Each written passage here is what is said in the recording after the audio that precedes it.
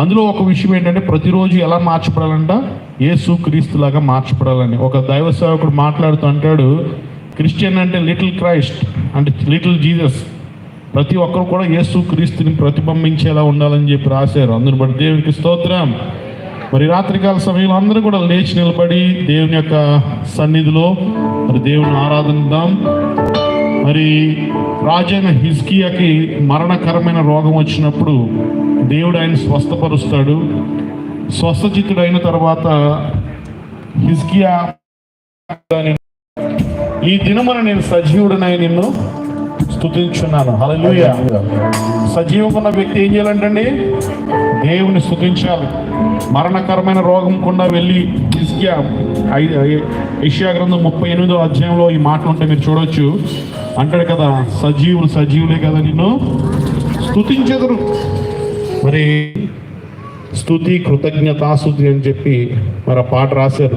మనందరం కూడా కలిసి దేవుని స్తుతిందాం. ఈరోజు నేను సజీవునిగా ఉన్నామంటే మనం చేయాల్సిన పని ఏంటంటే దేవుని స్తుతించడం. గనుక సజీవులే చేయగల పని ఏది? యథార్థవంతులకు శోభస్కరమైనది, యెహోవాకు ప్రీతి అయిన యాగం ఏది? శత్రువును మాన్పివేయు దుర్గం ఏది అని పాడుతూ దేవుని యొక్క నామాన్ని స్తుతిందాం.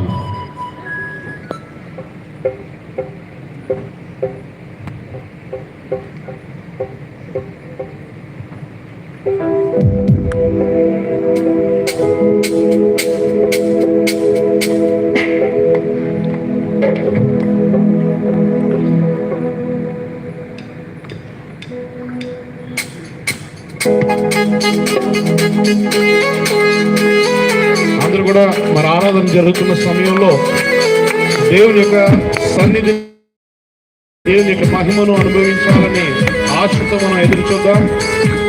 దేవ యొక్క ఆరాధనను నన్ను దర్శించు తండ్రి అని ఎదురు చూద్దాం. అందరూ కూడా చెప్పడం స్తోత్రం చేద్దాం. దేవుని యొక్క నామం మహిమిద్దాం.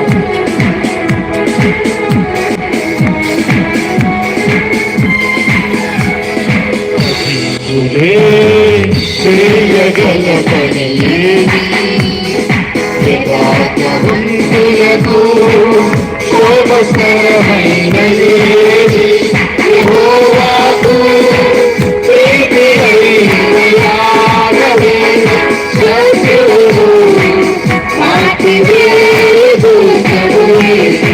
స్తుతి, కృతజ్ఞతాస్తుతి, స్తుతి, స్తోత్రములే, స్తుతి, కృతజ్ఞతాస్తుతి, స్తుతి, స్తోత్రములే.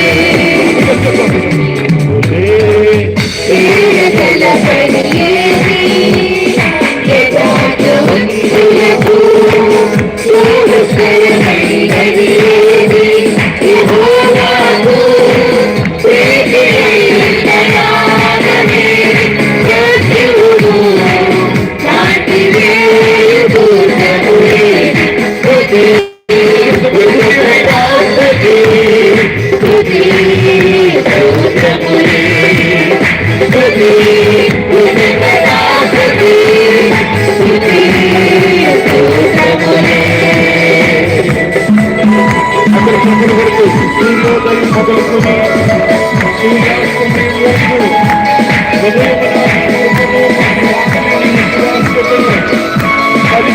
సితారాతో ప్రతిష్ఠించే దావీదు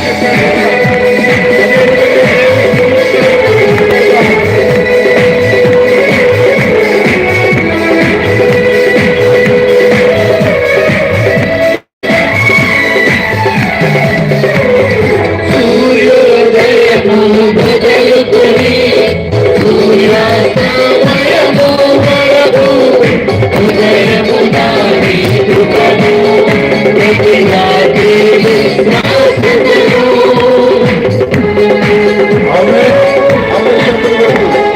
సూర్యోదయము మొదలుకొని సూర్యాస్తమయము వరకు ఉదయము నాటి కృపను ప్రతి రాత్రి విశ్వాసమును.